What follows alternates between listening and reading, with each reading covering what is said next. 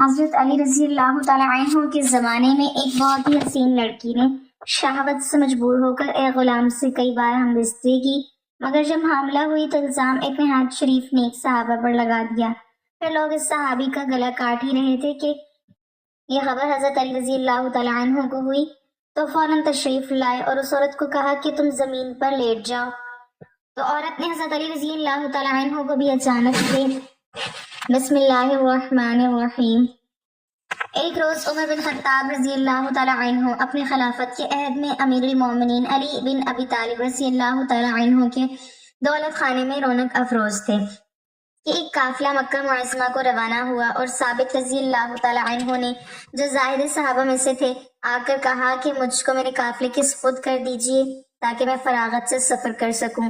جب قافلہ سالار دونوں امیروں سے وداع ہونے آیا تو اس کے سفارش کے حوالے کر دیا گیا۔ قافلے والے حتی الامکان ان کی تعظیم و تکریم میں نہایت سرگرم رہتے تھے، کیونکہ ثابت رضی اللہ تعالیٰ عنہ ایک وجیح اور خوبصورت جوان تھا۔ ایک عورت نے اپنے آپ کو اس کے سامنے پیش کیا، چونکہ وہ نہایت نیک سیرت اور پابند شریعت اور اس میں باسمی تھے، اس کی طرف ذرا بھی توجہ نہیں کی۔ عورت نے کہا تجھے میں بھلا تہمت میں گرفتار کروں گی جس کی شرمندگی سے کبھی نہ چھوٹے گا۔ ثابت رضی اللہ تعالیٰ عنہ نے جواب دیا خدا تعالیٰ عادل ہے۔ عورت نے شہوت سے مجبور ہو کر اپنی مراد ایک غلام سے حاصل کی اور حاملہ ہو گئی۔ جب وہ حمل سے واقف ہوئی تو اس کو ثابت رضی اللہ تعالیٰ عنہ کے سر تھونپنے کا ارادہ کیا۔ ایک رات ثابت رضی اللہ تعالیٰ عنہ کو سوتا دیکھ کر اپنے زیورات کا ڈبہ اس کے اسباق میں چھپا دیا۔ صبح کو شور مچا دیا کہ میرا مال چوری ہو گیا ہے۔ قافلہ سالار نے کہا اس جنگل میں ہم گنتی کے چند مرد ہیں، کوئی شہر اور گاؤں تو نہیں ہے کہ سراغ نہیں مل سکے گا، لوگوں کے اسباب میں تلاش کرو، کوئی یہاں سے باہر نہیں جا سکتا۔ سب کا اسباب دیکھا گیا، کہیں نہ ملا۔ عورت نے کہا ثابت رضی اللہ تعالیٰ عنہ کا اسباب بھی دیکھو۔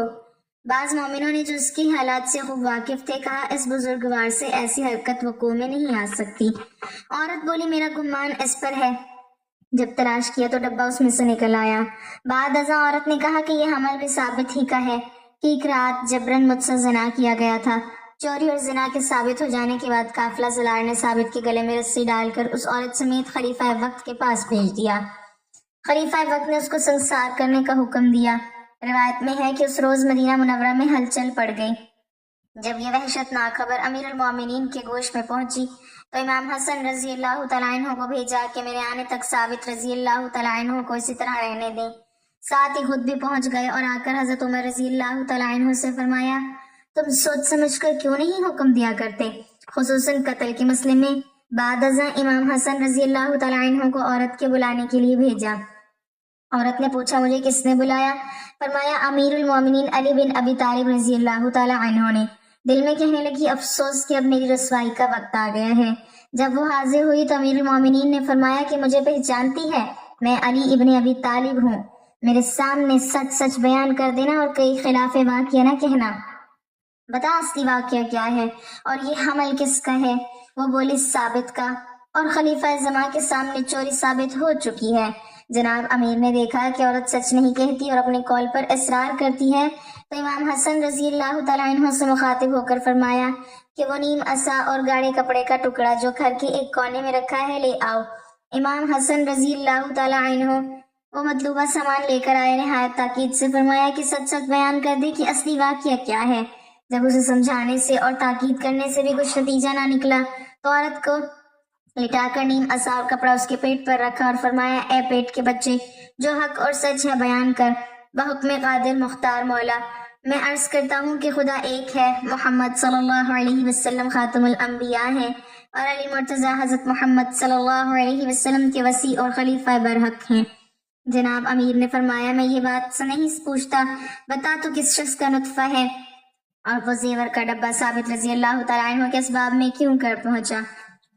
بچے نے جواب دیا اے وسیع غیر المرسلین رضی اللہ تعالیٰ عنہ، اس عورت نے کئی بار اپنے آپ کو ثابت رضی اللہ تعالیٰ عنہ کے سامنے پیش کیا۔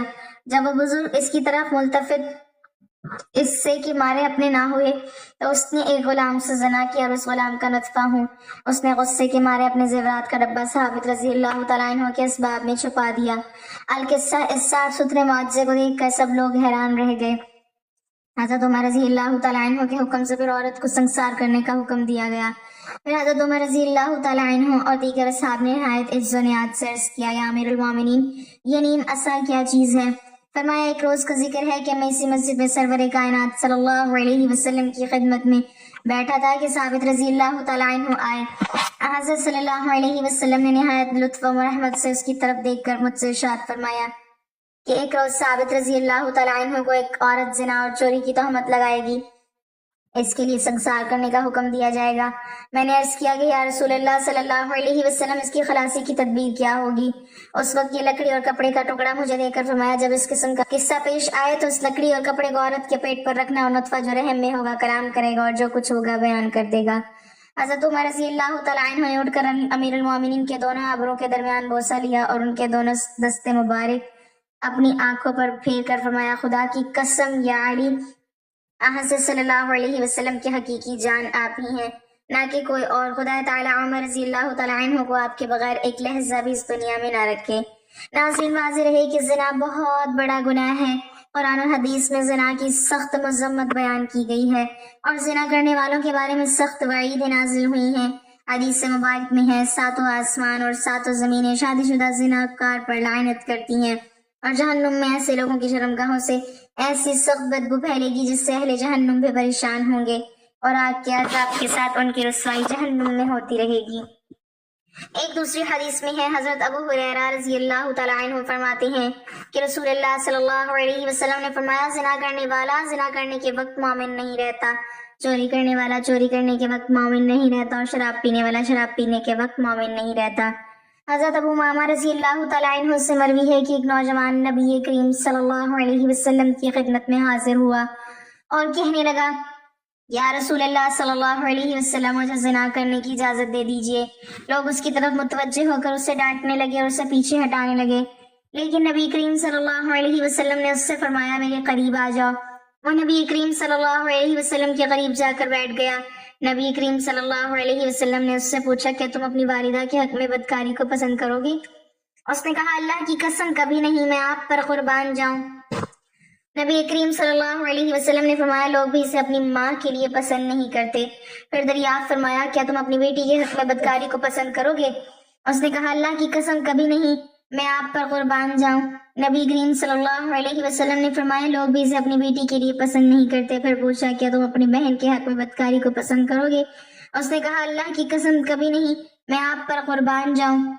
نبی کریم صلی اللہ علیہ وسلم نے فرمایا، لوگ بھی اسے اپنی بہن کے لیے پسند نہیں کرتے۔ پھر پوچھا، کیا تم اپنی پھوپھی کے حق میں بدکاری کو پسند کرو گے؟ اس نے کہا، اللہ کی قسم کبھی نہیں، میں آپ پر قربان جاؤں۔ نبی کریم صلی اللہ علیہ وسلم نے فرمایا، لوگ بھی اسے اپنی پھوپھی کے لیے پسند نہیں کرتے۔ پھر پوچھا، کیا تم اپنی خالہ کے حق میں بدکاری کو پسند کرو گے؟ اس نے کہا، اللہ کی قسم کبھی نہیں، میں آپ پر قربان جاؤں۔ نبی کریم صلی اللہ علیہ وسلم نے فرمایا، لوگ بھی اسے اپنی خالہ کے لیے پسند نہیں کرتے۔ پھر نبی کریم صلی اللہ علیہ وسلم نے اپنے دست مبارک اس کے جسم پر رکھا اور دعا کی کہ اے اللہ، اس کے گناہ معاف فرما، اس کے دل کو پاک فرما اور اس کی شرمگاہ کی حفاظت فرما۔ راوی کہتے ہیں، اس کے بعد اس نوجوان نے کبھی کسی کی طرف توجہ بھی نہیں کی۔ نیز واضح رہی کہ ہر گناہ اللہ تعالیٰ کی نافرمانی ہے اور اس کی اطاعت و فرمانبرداری سے اعراض ہے، اور اللہ تعالیٰ کا نافرمان دنیا و آخرت میں کہیں چین و سکون نہیں پا سکتا۔ گناہ کرنے والے کی زندگی تلخ کر دی جاتی ہے۔ اللہ تعالیٰ کا ارشاد پاک ہے، اور جو شخص میری اس نصیحت سے اعراض کرے گا تو اس کے لیے قیامت سے پہلے دنیا میں قبر اور تنگی کا جینا ہوگا۔ دنیا اور آخرت میں چین و سکون پانے کا ایک ہی راستہ ہے کہ اس کو پالنے والے خالق و مالک کی نافرمانی چھوڑ کر اپنی پوری زندگی اس کی اطاعت اور فرما برداری میں گزاری جائے۔ پھر اللہ پاک اپنے بندے کو پاکیزہ اور بالطف زندگی عطا فرمائیں گے اور آخرت میں خوب اجر و ثواب سے نوازیں گے۔ سورہ النحل میں اللہ تعالیٰ کا ارشاد ہے، جو شخص کوئی نیک کام کرے گا، خواہ وہ مرد ہو یا عورت، بشرط یہ کہ صاحب ایمان ہو، کیونکہ کافر کے اعمال صالحہ مقبول نہیں، تو ہم اس شخص کو دنیا میں تو بالطف زندگی دیں گے اور آخرت میں ان کے اچھے کاموں کے عوض میں ان کا اجر دیں گے۔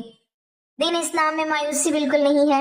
انسان خطا کا پتلا ہے، گناہ انسان کی فطرت میں داخل ہے، لیکن بہترین ہے وہ شخص جو گناہ کر کے اس پر قائم نہ رہے بلکہ فوراً توبہ کر کے اللہ تعالیٰ سے معافی مانگ لے۔ نبی کریم صلی اللہ علیہ وسلم نے ارشاد فرمایا، ہر بنی آدم یعنی انسان بہت زیادہ خطا کار ہے، لیکن اللہ تعالیٰ کے نزدیک بہترین خطا کار وہ ہے جو کثرت سے توبہ کرنے والے ہوں۔ حضرت حذیفہ بن یمان سے مروی ہے کہ نبی کریم صلی اللہ علیہ وسلم نے ارشاد فرمایا، اے مسلمانوں، زنا سے بچو، اس لیے کہ اس میں 6 نقصانات ہیں، 3 دنیا میں اور 3 آخرت میں۔ دنیا کے 3 نقصانات یہ ہیں: زنا کرنے والے کے چہرے کی رونق ختم ہو جانا، مسلسل غربت، عمر کا کم ہو جانا۔ آخرت میں پیش آنے والی 3 چیزیں یہ ہیں: اللہ کی ناراضگی، برا حساب و کتاب، دوزخ کی آگ میں ہمیشہ رہنا۔ زنا سے چہرے بے رونق اور بے نور ہو جاتے ہیں۔ مذکورہ بالا حدیث کی روشنی میں پتہ چلا کہ زنا کرنے والوں کو دنیا میں سخت ذلت و رسوائی سے دوچار ہونا پڑتا ہے، جن میں پہلی سزا یہ کہ زنا کرنے والے کے چہرے کی رونق ختم ہو جاتی ہے اور ان کے چہروں سے ہمیشہ ذلت و خواری کی علامت ظاہر ہوتی ہے۔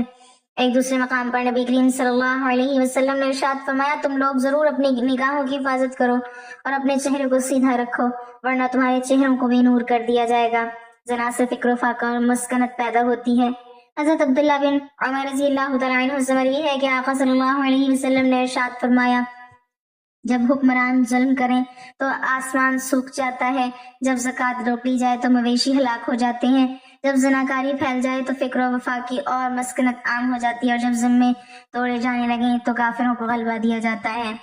ایک نوجوان صحابی جسے معاذ رضی اللہ تعالیٰ عنہ کے نام سے جانتے تھے، ان کی شادی مدینہ منورہ میں ہوئی تھی۔ ایک دن شیطان نے ان کو پھسلایا، ان کو ایک انصار کی لونڈی پر مائل کر دیا اور راہ حق سے ہٹانے کی کوشش کی۔ معاذ رضی اللہ تعالیٰ عنہ شیطان کے جال میں پھنسے اور اس لونڈی کو تنہائی میں لے گئے۔ اب یہ دونوں تھے اور تیسرا ان میں شیطان تھا۔ وہ برائی کو ان دونوں کے لیے نہایت پرکشش اور خوبصورت بنا کر پیش کر رہا تھا۔ وہ دونوں بہک گئے اور جوانی کی طغیانی کا شکار ہو گئے۔ جب معاذ رضی اللہ تعالیٰ عنہ اپنے جرم سے فارغ ہوئے تو شیطان نے اس کا ساتھ چھوڑ دیا۔ اب وہ پھوٹ پھوٹ کر رونے لگا اور اپنے نفس کا محاسبہ کرنے لگے اور اپنے آپ کو ملامت کرنے لگے۔ گناہ کی آگ ان کے دلوں کو جلانے لگی۔ وہ بے قرار ہو کر روحانی طبیب حضرت محمد صلی اللہ علیہ وسلم کی خدمت میں آئے اور آپ صلی اللہ علیہ وسلم کے سامنے کھڑی ہو گئی۔ احساس سے گناہ سے تڑپانے لگا، کہنے لگی، اے اللہ کے رسول صلی اللہ علیہ وسلم، مجھ سے گناہ ہو گیا ہے، یعنی زنا ہو گیا، مجھے پاک کر دیجیے۔ نبی کریم صلی اللہ علیہ وسلم نے ان کی طرف سے منہ پھیر لیا۔ وہ دوسری جانب آ گئے، بولے، اے اللہ کے رسول صلی اللہ علیہ وسلم، میں شیطان کے جھانسے میں آ گیا تھا، زنا کر بیٹھا، مجھے پاک کر دیجیے۔ نبی کریم صلی اللہ علیہ وسلم نے فرمایا، تجھ پر افسوس ہے، واپس چلا جا اور اللہ تعالیٰ سے اپنے گناہ کی معافی مانگ اور توبہ کر لے۔ وہ تھوڑی دیر بعد پھر آ گیا۔ گناہ کی آگ نے اس کا آرام چھین لیا، وہ صبر نہ کر سکا۔ نبی کریم صلی اللہ علیہ وسلم نے اس کے بارے میں حکم دیا کہ اسے یہاں سے نکال دو۔ اسے نکال دیا گیا۔ وہ چوتھی مرتبہ پھر چلا آیا۔ نبی کریم صلی اللہ علیہ وسلم نے لوگوں سے پوچھا، کیا دیوانہ ہے؟ لوگوں نے کہا، اللہ کے رسول صلی اللہ علیہ وسلم، ہم تو اس میں ایسا کوئی مرض نہیں پاتے۔ آپ صلی اللہ علیہ وسلم نے فرمایا، شاید اس نے شراب پی ہوئی ہے، اسی لیے ایسی حرکتیں کر رہا ہے۔ ایک آدمی کھڑا ہوا، اس نے معاذ رضی اللہ تعالیٰ عنہ کا منہ سونگا، اسے شراب کی کوئی بو محسوس نہیں ہوئی۔ نبی کریم صلی اللہ علیہ وسلم نے پوچھا، تجھے پتہ ہے زنا کسے کہتے ہیں؟ اس نے کہا، جی ہاں، میں ایک عورت کے ساتھ اس طرح حرام کا ارتکاب کر بیٹھا ہوں جسے ایک آدمی حلال طریقے سے اپنی بیوی کے پاس کرتا ہے۔ آپ صلی اللہ علیہ وسلم نے پوچھا، اب اس بات سے تمہارا کیا مطلب ہے؟ اس نے کہا، مجھے پاک کر دیجیے۔ نبی کریم صلی اللہ علیہ وسلم نے مکمل تفتیش کروائی، جرم ثابت ہونے پر حد جاری فرمائی۔ آپ صلی اللہ علیہ وسلم نے حکم دیا اور اسے سنسار کر دیا گیا۔ جب اس کی نماز جنازہ پڑھائی گئی اور اسے دفن کر دیا گیا تو نبی کریم صلی اللہ علیہ وسلم دو آدمیوں کے پاس سے گزرے۔ وہ آپس میں باتیں کر رہے تھے کہ دیکھو، اس آدمی پر اللہ نے پردہ ڈالا تھا، لیکن اس نے اپنے آپ کو خود ہی ہلاکت میں ڈال دیا، حتیٰ کہ اسے پتھر مار مار کر یوں ہلاک کر دیا گیا جیسے کتے مار دیے جاتے ہیں۔ نبی کریم صلی اللہ علیہ وسلم خاموش ہو گئے۔ پھر تھوڑا سا آگے چلے، ایک مردہ گدھا پڑا ہوا تھا، اسے دھوپ نے جلا دیا تھا اور وہ پھر پھول گیا تھا۔ جب نبی کریم صلی اللہ علیہ وسلم نے اس گدھے کو دیکھا تو پوچھا، فلاں فلاں آدمی کدھر ہے؟ وہ دونوں بولے، اللہ کے رسول، ہم یہاں ہیں۔ آپ صلی اللہ علیہ وسلم نے فرمایا، اترو اور اس گدھے کا گوشت کھاؤ۔ وہ حیران ہو کر بولے، اللہ کے نبی، بھلائی سے کون کھا سکتا ہے؟ آپ صلی اللہ علیہ وسلم نے فرمایا، ابھی جو تم اپنے بھائی کی عزت پامال کر رہے تھے، وہ اس گدھے کو کھانے سے بھی زیادہ بدتر ہے۔ معاذ رضی اللہ تعالیٰ عنہ نے ایسی سچی توبہ کی ہے کہ اگر یہ توبہ امت کے مابین تقسیم کر دی جائے انہیں کافی ہو جائے گی۔ مجھے اس ذات کی قسم جس کے ہاتھ میں میری جان ہے، وہ اس وقت جنت کی نہروں میں غوطے لگا رہا ہے۔ امیر المومنین حضرت علی رضی اللہ تعالیٰ عنہ کی کاشانہ خلافت سے کچھ دور ایک مسجد کے پہلو میں دو میاں بیوی رات بھر جھگڑا کرتے رہے۔ صبح کو امیر المومنین رضی اللہ تعالیٰ عنہ نے دونوں کو بلا کر جھگڑے کا سبب دریافت فرمایا تو شوہر نے عرض کیا، ہے امیر المومنین، میں کیا کروں؟ نکاح کے بعد مجھے اس عورت سے بے انتہا نفرت ہو گئی ہے۔ میرا رویہ دیکھ کر بیوی مجھ سے جھگڑا کرنے لگی، پھر بات بڑھ گئی اور رات بھر لڑائی ہوتی رہی۔ امیر المومنین حضرت علی رضی اللہ تعالیٰ عنہ نے تمام حاضرین دربار کو باہر نکال دیا اور عورت سے فرمایا دیکھ میں تجھ سے جو سوال کروں اس کا سچ سے جواب دینا. پھر آپ رضی اللہ تعالیٰ عنہ نے فرمایا اے عورت تیرا نام یہ ہے تیرے باپ کا نام یہ ہے. عورت حیران ہوئی کہ امیر المومنین حضرت علی رضی اللہ تعالیٰ عنہ کو یہ سب کیسے معلوم ہوا حالانکہ اس نے بتایا بھی نہیں. بولی ہاں بالکل ٹھیک ہے آپ نے بتایا ہے یا امیر المومنین. پھر آپ نے فرمایا اے عورت تو یاد کر کہ تو زناکاری سے حاملہ ہو گئی تھی اور ایک مدت تک تو اور تیری ماں اس حمل کو چھپاتی رہی. جب دردزہ شروع ہوا تو تیری ماں تجھے اس گھر سے باہر لے گئی اور جب بچہ پیدا ہوا تو اس کو ایک کپڑے میں لپیٹ کر تو نے میدان میں ڈال دیا. اتفاق سے ایک کتا اس بچے کے پاس آیا. تیری ماں نے اس کتے کو پتھر مارا لیکن وہ پتھر بچے کو لگا اور اس کا سر پھٹ گیا. تیری ماں کو بچے پر رحم آ گیا اور اس نے بچے کے زخم پر پٹی باندھ دی. پھر تم دونوں وہاں سے بھاگ کھڑی ہوئی. اس کے بعد اس بچے کی تم دونوں کو کچھ بھی خبر نہیں ملی. کیا یہ واقعہ سچ ہے؟ عورت نے کہا اے امیر المومنین ہاں یہ پورا واقعہ حرف بحرف صحیح ہے. آپ رضی اللہ تعالیٰ عنہ نے فرمایا اے مرد تو اپنا سر کھول اور اس کو دکھا دے. مرد نے سر کھولا تو اس کا زخم کا نشان موجود تھا. اس کے بعد امیر المومنین رضی اللہ تعالیٰ عنہ نے فرمایا کہ اے عورت یہ مرد تیرا شوہر نہیں ہے بلکہ تیرا وہی بیٹا ہے جسے تو پھینک کر چلی گئی تھی. تم دونوں اللہ تعالیٰ کا شکر ادا کرو کہ اس نے تم دونوں کو حرام کاری سے بچا لیا. اب تو اپنے اس بیٹے کو لے اور گھر چلی جا.